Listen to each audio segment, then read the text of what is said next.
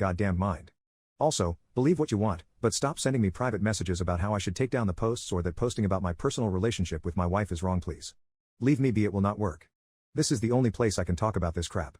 My soon-to-be ex-wife is in the hospital after a self-unalive attempt, and I feel like a monster.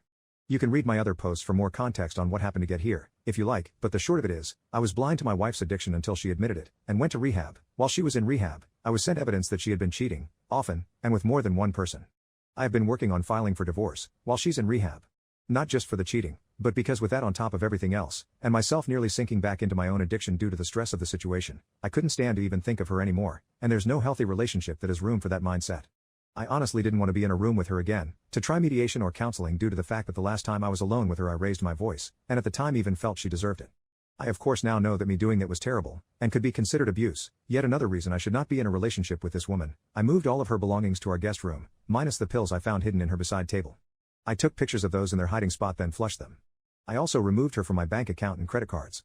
I spoke to my boys, explaining the situation without demonizing their mother to the best of my ability, and they seemed to understand I have no intention of abandoning them, and blood or not, they were my sons. Then she came home. The boys were, and still are away at camp, a birthday present paid for by my mother. She was quiet. Eyes on the ground after the moment I picked her up at the facility all the way home. Once we got home, I led her to the guest room silently, and she didn't take it well, crying before she could even take the first step. Throughout the next couple weeks, I let her get settled, and though I stayed carefully neutral, I know she could tell something was coming, but I wanted to be as fair as possible, and try to let her get used to being out before I said anything, as that was one thing I myself hated about when I left rehab. Everything was flying at me so fast, I didn't have time to breathe. Finally, I asked her to sit on the couch and I began explaining to her that I do not believe I can continue being married to her, and that I want a divorce. I should have known her reaction was all wrong. She didn't say anything at all, she only nodded, and cried quietly as I spoke. I explained that I did not intend to hurt her, but I could not be married to her anymore, and that maybe both of us should focus on being the best parents we can be. I told her I had no intentions of kicking her out, and that because of our prenup the divorce should be cut and dry, and she should be safe to begin looking for employment now, and once she has a job I will help her find an apartment. At this, she stood and walked to her room. I let her, because I thought she must have been overwhelmed, and this talk could wait. She didn't come out at dinner time, and I weighed whether I should leave her alone or not. Eventually, I decided to knock on the door, and ask if she was hungry.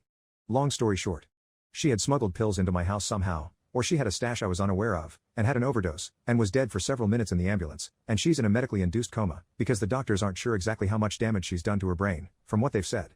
I feel like an absolute monster. Like I am the scum of the earth. Like I should have just said nothing. Like I should have just dealt with it. Just held it in, and stayed. I am responsible for this and it unalives me. I may not have the same love for her as I did, but I do feel so very sorry for everything she's been through. It's unaliving me. I haven't told my sons yet, and I am debating waiting until they're back from camp, so they can have a little more time without this on their minds on top of everything else.